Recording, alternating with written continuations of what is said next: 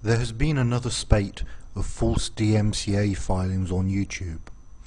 I would like to pitch a couple of ideas that could ameliorate the situation.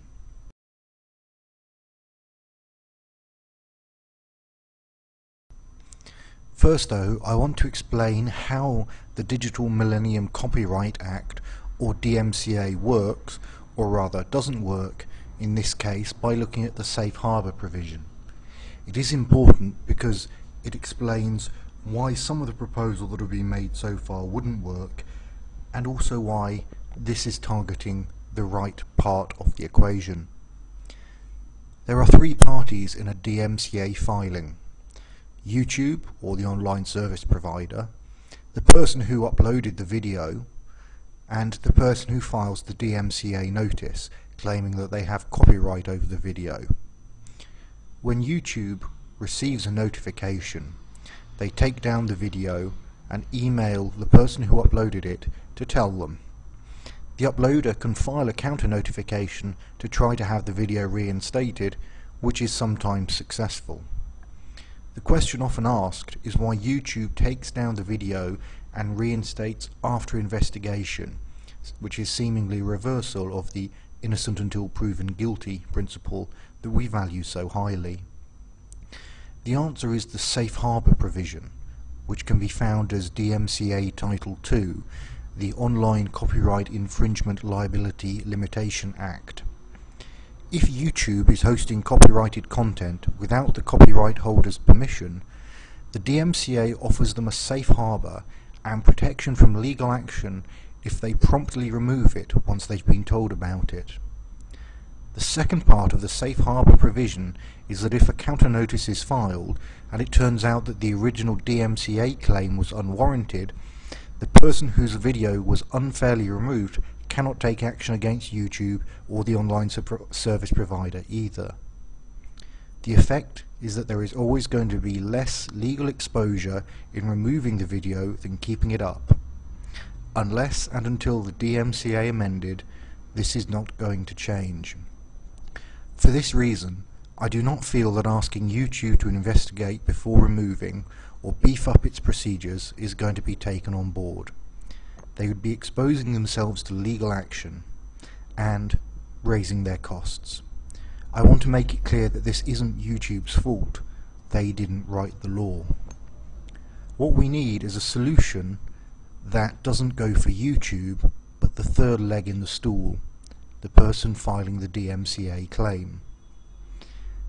As part of filing a DMCA claim, you have to make a statement to the effect of, "I swear under penalty of perjury that the information in the notification is accurate and that I am the copyright owner or am authorized to act on behalf of the owner of an exclusive right that is allegedly infringed."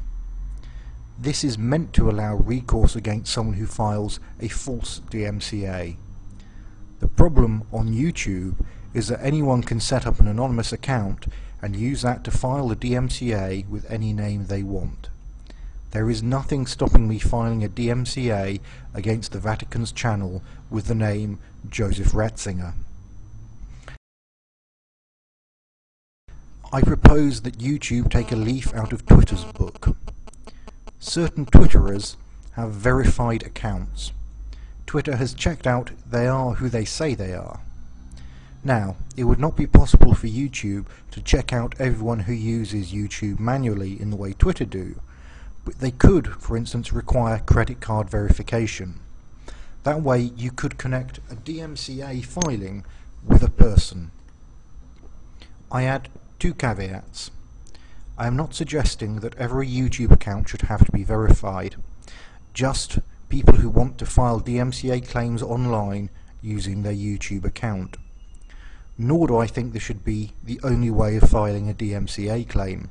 You should still be able to do it the old-fashioned way, with pen, paper and a stamp.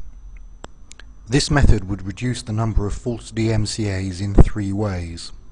Firstly, it would add a step to the process, reducing drive-by DMCAs by griefers. Secondly, it would allow YouTube to identify people who repeatedly file false DMCAs. Thirdly, and most importantly, It would attach the name of a person to the action, increasing the likelihood of successful legal action and making them, hopefully, reconsider filing a false DMCA.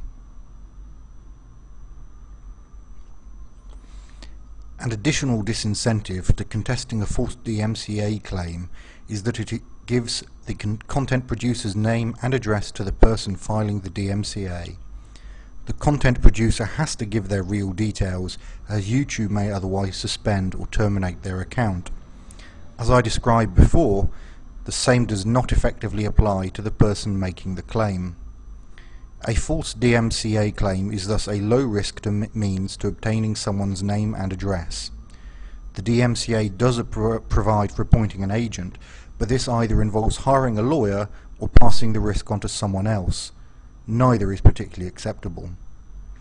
I believe it was the user Rosebush who suggested giving shared ownership of a falsely DMCA'd video to a third party who is willing to risk having their docs dropped. I believe a better solution would be to establish a company for this purpose. A company could draw up a standard contract for transferring ownership, including ownership automatically reverting to the person who made the video, and so on. By establishing a company, liability could be limited and a single registered address is all that is needed. It could build up a knowledge base of how to fight DMCA claims and gather statistics on what kind of false claims are being filed. I would also hope that the presence of such an organisation would help to reduce false claims. I believe these ideas have some merit, and I would very much appreciate any feedback, comments, or criticism.